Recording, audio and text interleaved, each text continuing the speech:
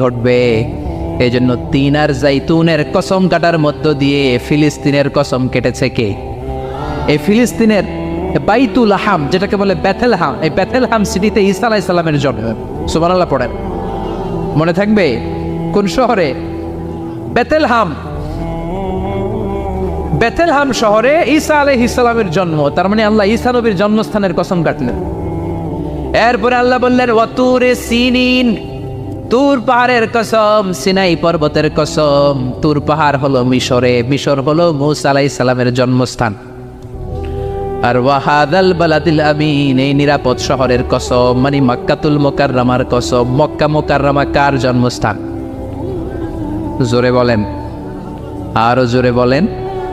বিশ্বনবীর জন্মস্থান। তিনজন বড় বড় পয়গাম্বর যেই তিন দেশে এসেছে, আল্লাহ তিনটা দেশের কসম কাটলেন। তিনটা বড় বড় শরীয়তের ধারক বাহক এই তিনজন নবী, উলুল আজমি মিনার রাসূল।